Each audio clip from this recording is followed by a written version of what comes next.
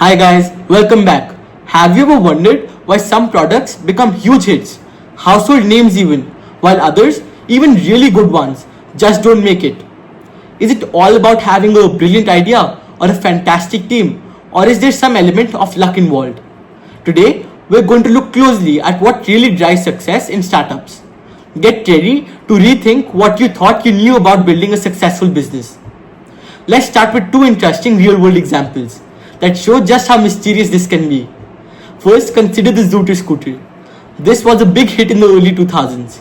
It was a sleek, foldable kick scooter that became quite popular in cities. Celebrities were seen riding them.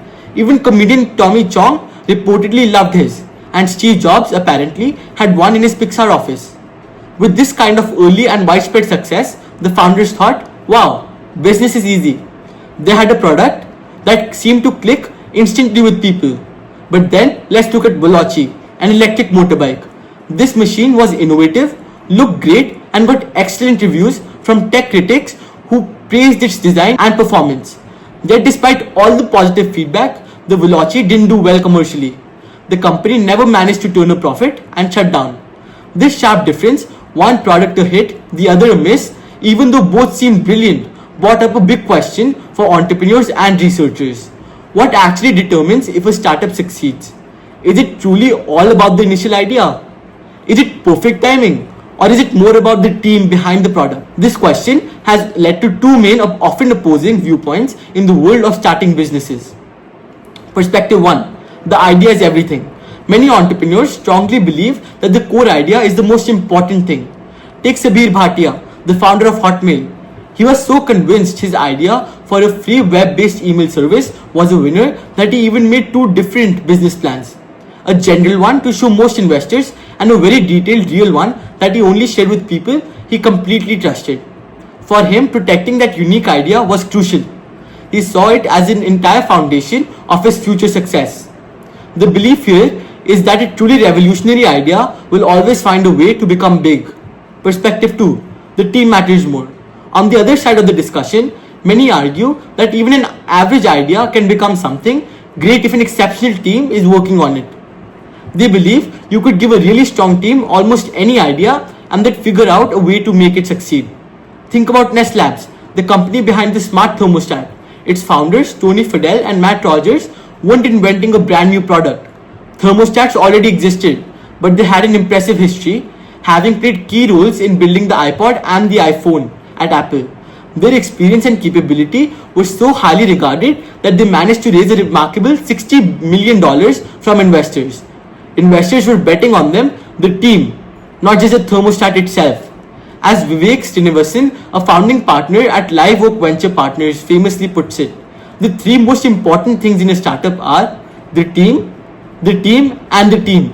So what's the real answer? Does the idea truly lead the way? Or is the team the best sign of future success? To truly understand this puzzle and see what actually creates value in a startup, we can use a helpful framework called the VIDE model. It breaks down the different parts that contribute to a startup success. V stands for value. This is your final result. It's the profit your company makes, the market share you gain, or the overall impact and success you achieve. I is the idea. This represents the core concept itself. Does it truly solve a real problem? Is it new or different? Is there actually a market for it? D is development. This is where the work of making it happen comes in. It includes your team's ability to build the product, market it, and sell it. Your smart decisions, how efficiently you run things, and how well you can adjust to changes. E is the exogenous factors. These are the external forces that are completely out of your control. Think about things like the right marketing time, new competitors suddenly showing up, unexpected changes in rules or laws, even a big global economic crisis. These things can greatly affect how your business does, no matter how good your idea or team is. To make this even clearer, let's use a simple analogy of gold mining. V is the actual money you make from selling the gold. I is the location of the mine itself. Does it actually have a rich vein of gold? This is like having a great idea. D represents your mining equipment, your skilled crew, your drilling techniques, and how efficiently you can dig up the gold. This is like your execution and your team's abilities. E is changing the price of gold on the global market, something you absolutely cannot control. but which massively impacts how much money you make. This is like the market timing or other external events. The lesson here is important. Even if you're standing on a mountain of gold, meaning you have an absolutely brilliant idea, poor execution, a weak team, or really bad marketing timing, external factors can still cause your business to fail. All these parts need to work well together for true success. To dig even deeper and get some numbers to help with this discussion, let's look at an interesting study. Researchers investigated Quirky.com, an online platform where people could submit thousands of product ideas. Quirky would then choose, develop, and sell the most popular ones.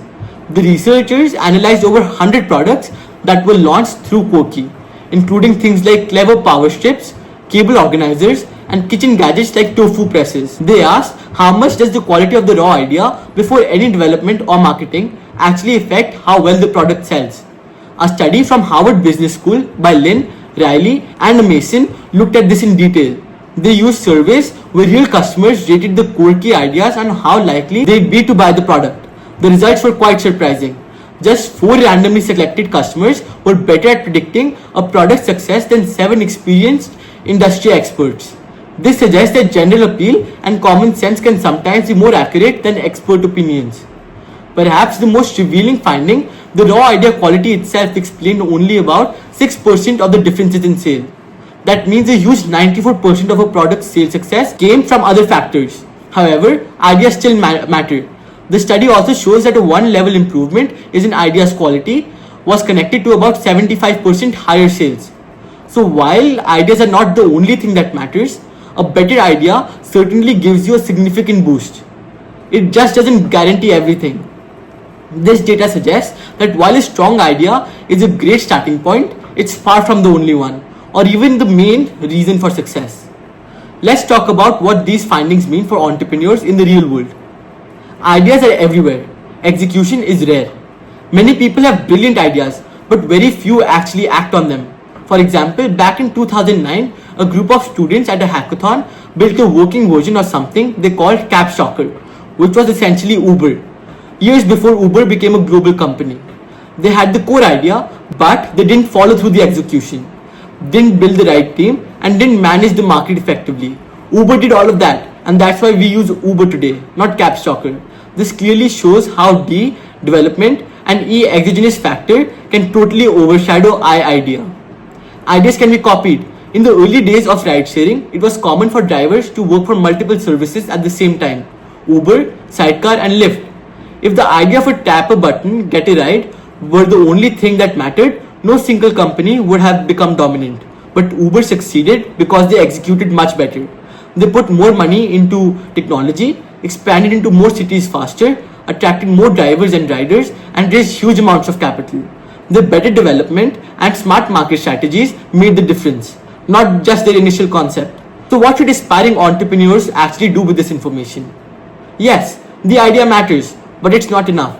Except that while your first concept is important, it's only a small part of the whole picture. The Quirky.com studies show that only about 6% of the product sale success is due to the raw idea quality. The vast majority of the success comes from excellent execution and favorable market conditions. Test many ideas constantly. Don't fall deeply in love with your first concept. Be open to exploring many different ways to solve a problem or many different problems your solution could address. Prioritize real customer feedback. Get your ideas in front of potential customers early and often. Their honest thoughts are far more valuable than your own assumptions or even expert opinions. Be ready to change your approach based on what you learn. Understand the role of luck, market conditions, perfect timing, changes in regulations, and what competitors do. These external factors can truly make or break a business. If you succeed, don't just think you're a genius. Acknowledge that outside forces played a part. If you don't succeed, don't feel like a complete failure. Recognize that factors beyond your control might have been a factor. The bottom line, building a successful startup isn't just about the exciting aha moment of a brilliant idea. It's about how smart you build, how well you execute, and how tirelessly you adapt. Your success is truly far more than just ideas. That's it for today's video. Thanks for watching. If you found this breakdown helpful, hit the like button and subscribe for more insights into the real world of entrepreneurship.